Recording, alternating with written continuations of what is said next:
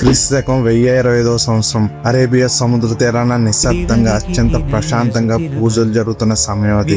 అకస్మాత్తుగా ప్రశాంతతను చీల్చుకుంటూ ఆక్రమణదారులు కత్తులు మూతలు ఆహాకారాలతో ఆ చీకటి రాత్రి ఏకంగా 50,000 మంది భక్తుల ప్రాణాలు గాల్లో కలిసిపోయాయి. ఆనాటి కాలంలోనే దాదాపు 2 కోట్ల దినార్లు అంటే దాదాపుగా సుమారు 100 కోట్లు అపారమైన సంపద లూటి గురైంది. గజనీ నుండి ఔరంగజేబు వరకు విదేశీ ఆక్రమణదారులు ఈ గుడిని ఏకంగా 17 సార్లు నేలమట్టం చేశారు. నేల తాకకుండా గాల్లో తేలియాడే పవిత్రమైన శివలింగాన్ని సైతం పగలకొట్టి తమ అహంకారాన్ని చాటుకునే ప్రయత్నం చేశారు. ఈ పాటికే మీకు అర్థమై ఉంటుంది నేను మాట్లాడుతుంది భారతదేశపు మొట్టమొదటి జ్యోతిర్లింగం అయిన సోమనాథ్ దేవాలయం గురించి అని. కానీ ఫ్రెండ్స్, ఈ వీడియో మన గుడిని ఎలా కూల్చారని ఏడవడానికి కాదు, ఈ కథ చరిత్రలో కలిసిపోయిన బాధితులది కాదు. 17 సార్లు పడిపోయిన 18వ అంతకంటే ధైర్యంగా లేచి నిలబడిన ఈ దేవాలయం గురించి. అసలు సోమనాథ్లో దాగి ఉన్న అద్భుతాలేంటి, గాల్లో శివలింగం ఎలా తేలిది, రండి డీకోడ్ చేద్దాం. Welcome to Rokesh first. ఇలాంటి మిస్టీరియస్ టెంపుల్స్ అన్ని ఒక సిరీస్ గా చేద్దాం అనుకుంటున్నాను. దానిలో భాగంగానే ఈ సిరీస్ ముందుకు వెళ్లే కొద్దీ చాలా ఎక్సలెంట్ హిస్టారికల్ టెంపుల్స్ గురించి అయితే చెప్తాను. సో ఆ సిరీస్ ని మిస్ అవ్వకూడదంటే మా ఛానల్ ని సబ్స్క్రైబ్ చేసుకోండి. భారతదేశంలో 12 జ్యోతిర్లింగాల్లో అత్యంత ప్రాచీనమైంది ఈ సోమనాథ్. చంద్రదేవుడికి అంటే సోమరాజుకు తన తేజస్సు రోజు రోజుకి క్షీణించిపోతుందని ఒక ఘోరమైన శాపం వచ్చింది. అప్పుడు బ్రహ్మదేవుడు సూచన మేరకు ప్రభాస్ తీర్థానికి చేరుకుని రాత్రింబావుల్లో మహామృత్యుంజయ మంత్రం జపించాడు. అప్పుడు శివుడు ప్రత్యక్షమై నీ కాంతి ఎప్పటికీ పూర్తిగా నశించదు, తగ్గుతూ మళ్లీ పెరుగుతుందని ఆశీర్వదించాడు. ఆ ప్రభాస్ తీర్థంలో వెలిసిన జ్యోతిర్లింగమే ఈ సోమనాథ్. ఈ పుణ్యక్షేత్రాన్ని సత్యయుగంలో దేవతలు బంగారంతో, త్రేతాయుగంలో రావణుడు వెండితో, ద్వాపరయుగంలో శ్రీకృష్ణుడు గంధపు చెక్కలతో నిర్మించాడని చెప్తారు. అంటే ఈ ప్రాంతం అటు శివుడికి ఇటు కృష్ణుడికి ఇద్దరికి సంబంధించిన అత్యంత శక్తివంతమైన ప్రదేశం చెప్తారు. సోమనాథ్ కేవలం ఒక గుడి మాత్రమే కాదు, 11వ శతాబ్దంలోనే అదొక అడ్వాన్స్ సైన్స్ రీసెర్చ్ సెంటర్ అనడానికి ఇక్కడ దాగి ఉన్న 2 రహస్యాలే నిదర్శనం. నెంబర్ 1 దిశాచి బాణస్తంభ రహస్యం. ఆలయ సముద్ర తీరంలో బాణస్తంభం అనే ఒక స్తంభం ఉంది.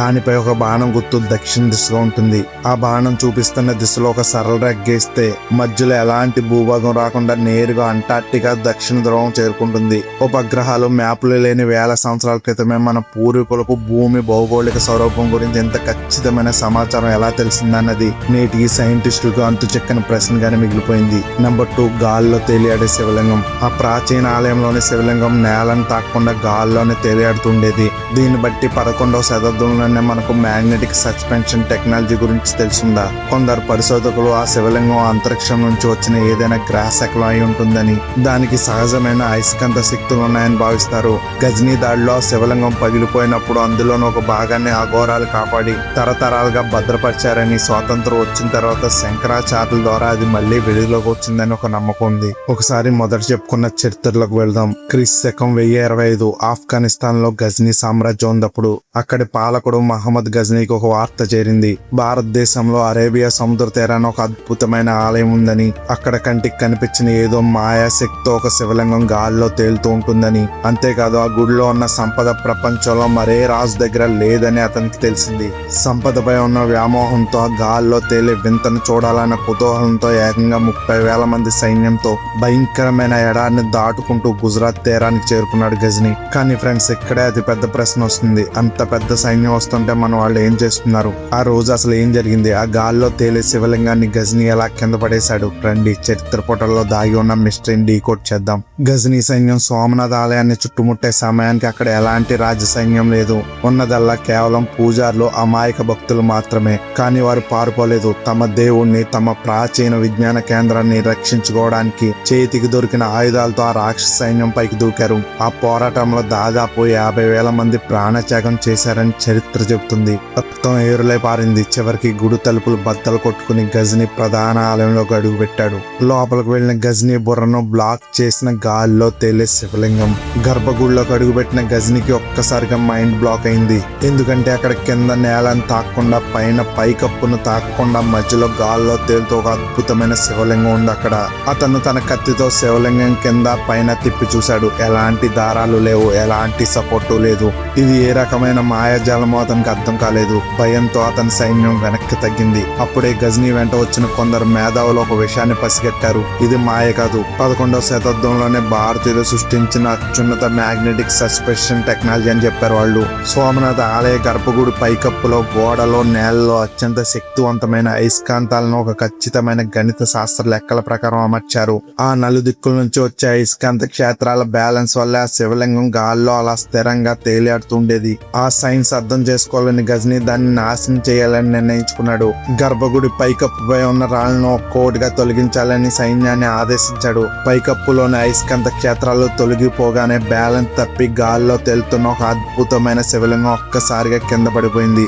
భారతదేశపు ప్రాచీన విజ్ఞానానికి ప్రతీకగా నిలిచిన ఆ శివలింగాన్ని ముక్కలు ముక్కలుగా పగలగొట్టాడు ఆక్రమణదారుడు. ఆ దాడిలో గజనీ 2 కోట్ల దినార్ల సంపద, అంటే నేటి కాలంలో సుమారుగా 100 కోట్ల పైగా విలువైన బంగారం, వజ్రాలు దోచుకుని వెళ్ళాడు. ఆ గుడి రాళ్లను తీసుకెళ్లి మసీదు మెట్లుగా మార్చాడు. తను సోమనాథుని శాశ్వతంగా నాశనం చేశానని, భారతీయుల నమ్మకాన్ని గాల్లో కలిపేశానని గజనీ ఫెర్రవీగాడు. కానీ వాడికి తెలియని నిజం ఏంటంటే వాడు కూల్చింది కేవలం గోడలను, దోచుకుంది కేవలం బంగారాన్ని మాత్రమే. భారతీయుల గుండెల్లో ఉన్న భక్తిని, జ్ఞానాన్ని వాడు దోచుకోలేకపోయాడు. గజనీ వెనుదిరిగిన కొద్ది కాలానికే మాల్వా రాజు భోజుడు, గుజరాత్ రాజు భీమ్దేవ్ కలిసి ఈ ఆలయాన్ని మళ్ళీ అత్యద్భుతంగా పునర్నిర్మించారు.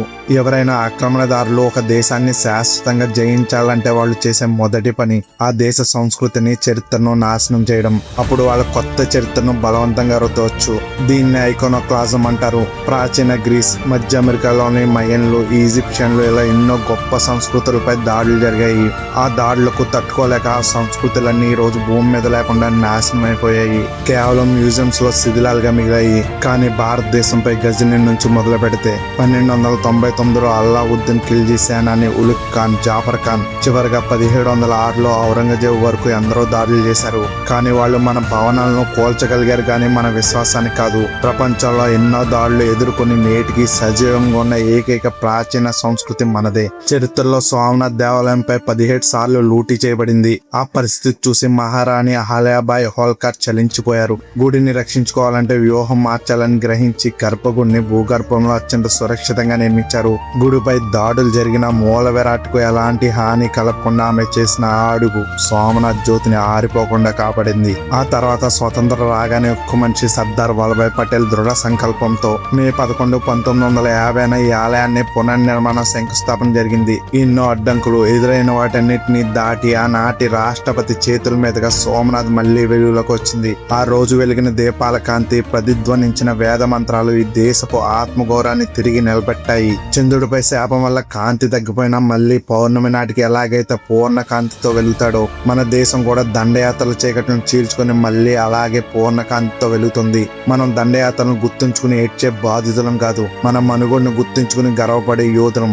ఆ తేడా మన మాటల్లోనే కాదు, చేతల్లో కూడా కనిపించాలి. చీకటిలోంచి వచ్చిన ఆక్రమణదారులు కాలగర్భంలో కలిసిపోయారు, కానీ మన సోమనాథుడు మాత్రం నేటికి తలెత్తుకుని నిలబడే ఉన్నాడు. అజ్ఞానపు చీకటిని వదిలేసి పోరాట యోధుడిని మీలో నిద్రలేపండి. ఆ ఆక్రమణదారుడు వచ్చి మన సంపదను దోచుకెళ్లొచ్చు, భవనాలను కోల్చొచ్చు, కానీ మన సంకల్పాన్ని ఎవరూ చంపలేరు అనడానికి బతుకున్న సాక్ష్యం మన సోమనాథుడు. ఈ చరిత్రను మర్చిపోకండి. మన ప్రాచీన విజ్ఞానాన్ని తక్కువ అంచనా వేయకండి. మీలో దాగి ఉన్న యోధుడిని మేల్కొల్పండి. ఈ స్టోరీ ప్రతి భారతీయుడికి షేర్ చేయండి. కామెంట్స్ లో గర్వంగా హరహర మహాదేవ అని రాయండి. జై హింద్. ఇలాంటి మరిన్ని ఇంట్రెస్టింగ్ మిస్టరీల కోసం మన ఛానల్ ని సబ్స్క్రైబ్ చేసుకోవడం మర్చిపోకండి. అలాగే లైక్ కూడా చేయండి.